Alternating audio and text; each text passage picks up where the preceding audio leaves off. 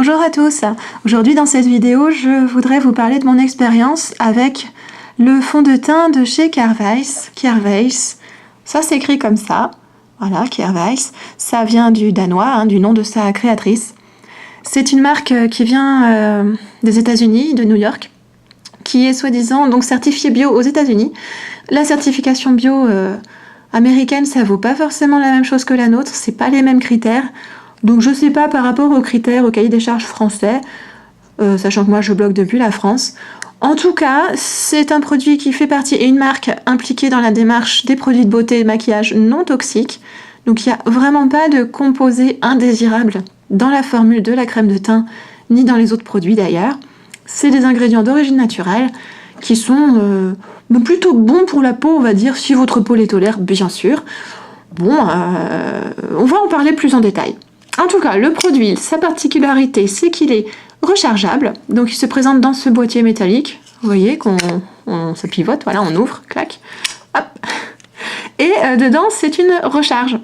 C'est un carré de crème de teint qu'on peut racheter à mesure qu'on en a besoin. Et c'est aimanté, donc ça tient très bien. Le boîtier, il coûte, l'investissement initial, c'est dans les 61 €, 61 si je ne me trompe pas. Et la recharge est vendue 35 € sur mon corner B, là où j'achète. Il y a aussi chez Bazar Bio, chez Ecocentrique, chez d'autres, donc n'hésitez pas. Vous le trouverez assez facilement sur le web en France, en tout cas. Donc moi j'en suis à peut-être mon 4e ou ma 5e recharge, peut-être bien ma 5e recharge. Donc ça fait quasiment 2 ans maintenant que je l'utilise, pour ça que le boîtier il est à peu près cher, il a vécu quoi, voilà, il est rayé, bon, voilà.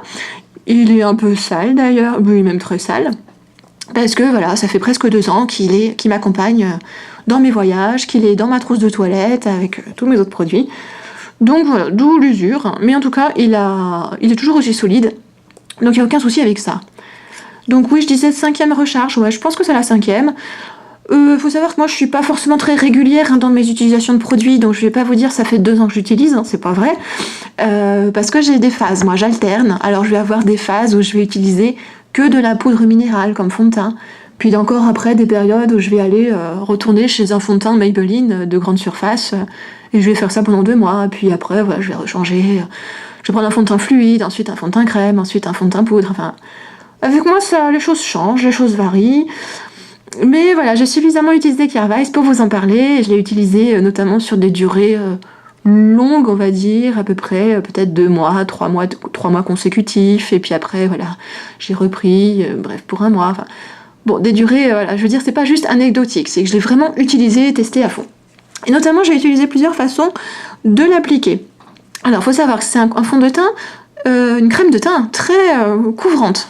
Mais selon le mode d'application, il ne sera pas forcément aussi couvrant. La première méthode de l'application, tout simplement, c'est du bout du doigt, c'est souvent comme ça qu'il est vendu.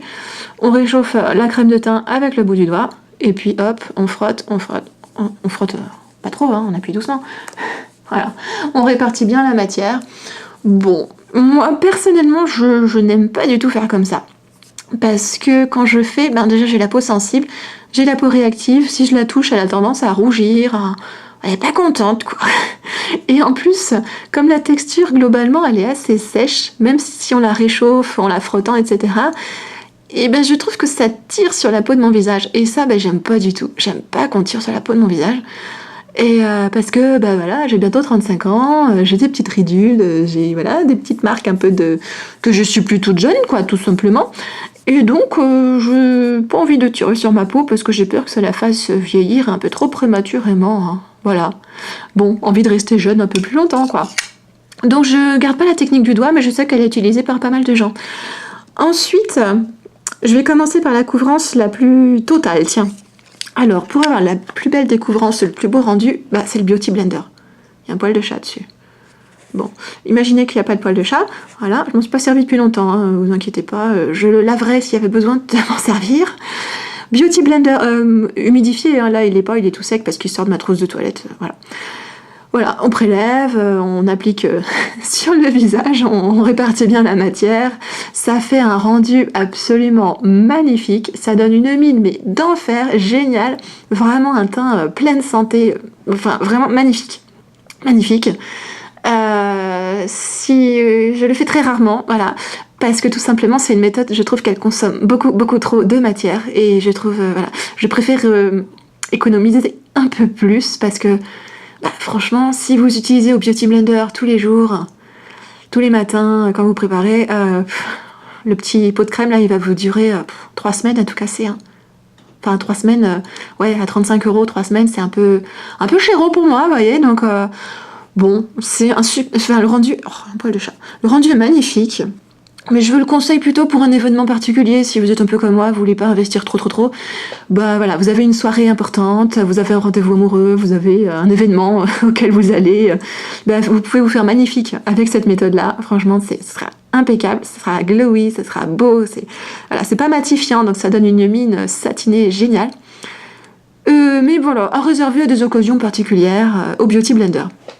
Ensuite, vous avez le pinceau que moi j'ai pas forcément, j'ai essayé mais je suis pas super fan du pinceau application pinceau à fond de teint classique parce que je trouve que ça laisse un peu des stries visibles, donc ça je suis pas enfin c'est pas génial, c'est pas génial, c'est pas génial, donc ça j'ai laissé tomber. Mais si ça vous convient avec vos types de peau, ça vous fera une couvrance modérée. Voilà. Ce que je fais moi au quotidien quand je m'en sers, c'est ce pinceau là. Alors, c'est un pinceau que vous pouvez reconnaître de chez Real Techniques. Voilà. Alors, est-ce qu'il a un petit numéro, un petit nom Stippling Brush, vous voyez. Bon, je sais pas ce que ça veut dire. Franchement, j'en sais rien. Voilà, c'est du poil synthétique. Ils sont tous de la même longueur. Voilà, il n'y a pas de biseau, il n'y a rien du tout. Encore des poils. Et donc, voilà, pour s'en servir, on fait plout à l'intérieur, et puis après, tic sur le visage. On répartit bien la matière sans appuyer, hein, juste on caresse doucement la peau avec les poils. Ça répartit la matière pour une couvrance modérée qui va vraiment bien unifier tout le teint, donc impeccable. Ça va pas forcément aller bien dans tous les coins, hein, donc tout ce qui est aile du nez, tout ça, on finit du bout du doigt quand même, ça va. Hein. C'est la technique du quotidien, ça consomme pas trop de produits et le rendu, il est bien, franchement bien. Voilà, je le fais par petits cercles et je trouve ça assez uniforme, je trouve ça vraiment bien. Et la couvrance la plus faible que j'ai testée, trouvée, c'est si vous avez si vous avez un teint unifié dès le départ et que vous avez cette chance, et c'est un autre pinceau Real Techniques, c'est un kabuki rétractable. Hein. Comment ils appellent ça? Retractable Bronzer Brush. Ah ouais, brosse bronzer. Ah bon, on va quand même s'en servir pour son fond de teint. Brosse bronzer. Bon, et voilà, pareil, un tchouc à l'intérieur, et puis on fait des petits ronds sur le visage, et puis voilà, ça fait une couvrance beaucoup plus légère parce que sur ce kabuki, moi j'appelle ça kabuki, les poils sont assez espacés, donc vous voyez, ils sont pas denses du tout. Et donc ça permet d'appliquer une couche très fine de produit, de crème. Donc ça peut être pas mal si vous n'avez pas besoin d'une couvrance importante. Voilà, couvrance légère, hop, kabuki rétractable, pourquoi pas. Après vous pouvez essayer avec ce que vous voulez. Moi je partage les différentes couvrances qu'on peut obtenir. C'est un produit vraiment modulable. Vous mettez la quantité que vous voulez. Au niveau unification du teint, c'est vraiment bien. Le niveau des petits soucis maintenant, parce qu'il faut en parler quand même. Déjà, c'est si vous avez des pores visibles. Les pores visibles, les pores dilatés légèrement, plus ou moins, ça va pas les flouter. Voilà, ils vont rester aussi visibles, voire être un peu mis en avant. Enfin, voilà, ça cache pas du tout les pores. Donc, si vous voulez les masquer, vous pourrez pas vous passer d'un primer. Voilà. Après, si vos pores sont d'aspect légèrement dilatés, mais pas cata. Si vous assumez comme ça, allez-y, il n'y a aucun souci, moi c'est ce que je fais, surtout qu'après je fixe avec une poudre très fine, une poudre de finition, donc ça va. Mais si c'est quelque chose qui vous dérange, primer pour flouter les pores, ce sera indispensable pour vous.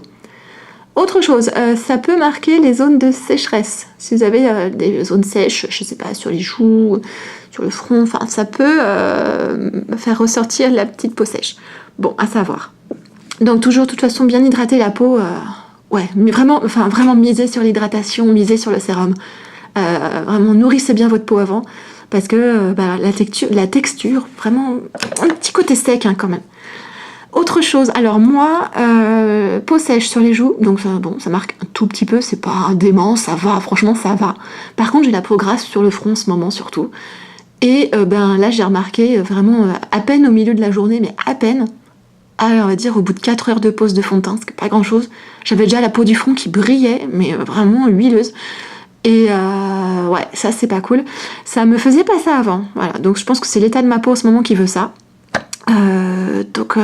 Ça veut dire que là, je vais poudrer quand même bien 2 fois par jour, voire 3 fois si la journée est un peu plus longue. Donc pas mal de retouches pour peau grasse. Bon, à savoir aussi, je sais pas, c'est peut-être moi en ce moment, mais bon. Quoi d'autre autrement, la tenue, bien, sauf que voilà, sur peau grasse ou peau qui transpire ou quoi, au cours de la journée, la matière peut légèrement se déplacer. Donc quand même faire des petites vérifications dans le miroir de temps en temps, ça semble assez nécessaire. Voilà. Quoi d'autre? Au niveau des teintes, alors c'est pas facile de choisir sa teinte chez Kervice. Bon, déjà parce qu'il n'y a pas un magasin, enfin il y a peut-être quelques corners dans les grands magasins parisiens, et encore il faut les trouver, il faut tomber dessus, mais autrement c'est achat en ligne. Donc moi ce que je vous conseille, et ce que j'avais fait, c'est la plupart des revendeurs de produits beauté bio et tout ça, vous propose d'acheter des échantillons de vos fonds de teint. Vous pouvez commander un lot de 3 échantillons de couleurs différentes, ou 4 ou 5, et que vous pouvez faire votre choix tranquillou à la maison. Donc je vous conseille vraiment de faire ça pour un premier achat. Ça c'est pas gratuit bien sûr, mais il vaut mieux payer ça et choisir tranquillement sa couleur que de se tromper carrément de couleurs, et du coup c'est fichu parce que dans la mesure où le produit sera entamé, vous pourrez plus le changer évidemment. Voilà, commandez vos échantillons. C'est pas mal d'essayer tranquillement à la maison en même temps, parce que vous savez, en magasin, avec les testeurs, mine de rien, on se trompe quand même souvent de couleur. Je sais pas si ça vous arrive, mais moi, ça m'arrive souvent de me tromper de couleur en magasin, hein. Même avec les testeurs. Donc voilà, pourquoi pas. C'est juste que ça prend un peu de temps. Après, sur mon corner B, là où je commande, ils sont hyper réactifs. Ça m'est arrivé de recevoir mes commandes le lendemain. Je sais pas si vous voyez, mais c'est quand même vachement sympa. Quoi d'autre? Note globale du produit, pardon pour le bruit. Note globale, je dirais 4 sur 5 pour cette crème de teint. 4 sur 5, alors pourquoi? Parce que le rendu, il est beau. Et il n'a pas eu d'effet réactif, négatif sur ma peau. Certaines s'inquiètent de la présence d'huile de coco dans le produit, dans la recette. L'huile de coco fractionnée, je sais pas exactement ce que ça veut dire. Dans tous les cas, moi perso, je n'ai eu aucune réaction sortie de bouton suite à l'utilisation de ce produit. Moi, ça m'a rien fait. Après, peut-être j'ai de la chance, peut-être certaines vont réagir à l'huile de coco. Les peaux sont toutes différentes, les réactions sont toutes différentes, donc bon, moi j'ai cette chance, donc je vous dis, en tout cas, c'est pas systématique. L'huile de coco, moi, ça m'a rien fait du tout. Même sur des utilisations longue durée, 1 mois, 2 mois de suite, j'ai pas eu d'effet particulier. 4 sur 5, ouais, composition très bonne, rendu sur la peau très bon, sauf avec une petite réserve pour peau grasse. Par contre, je ne mets pas 5 parce que franchement, je trouve que la marque, elle pourrait beaucoup plus nous aider dans le choix du produit, quoi. On n'a même pas une petite vidéo de démonstration, on n'a même pas des vidéos de swatch des couleurs, de la matière, on n'a même pas de conseils d'application, vous voyez. Donc pour une marque qui se veut Ecolux, une marque vraiment au standing new-yorkais, corner beauté, machin, c'est un peu limite, je trouve, l'acheteuse, la consommatrice, on n'est pas du tout accompagné, et je trouve ça dommage. C'est mon chat qui veut être sur la vidéo, hein, ne vous en faites pas, tout est normal. Voilà, autrement, si vous avez des questions sur ce fond de teint, je serais super contente d'y répondre, si je peux, bien sûr. Si vous avez d'autres infos à partager, vous l'avez testé, vous voulez compléter avec d'autres choses, n'hésitez pas à le faire dans les commentaires. Si ma vidéo vous a plu, n'hésitez pas à m'encourager avec un petit pouce en l'air, parce que c'est ma première vidéo et que je n'ai pas l'habitude et que j'ai besoin de savoir si ça vous plaît. Prochainement, je pense faire une vidéo sur ma collection de blush. Collection, grand mot, vidéo blush en tout cas. Ça m'amuserait de vous faire ça. Et voilà, alors je vous souhaite une bonne fin de journée selon là où vous en êtes. Et puis je vous dis à bientôt. Ciao, ciao.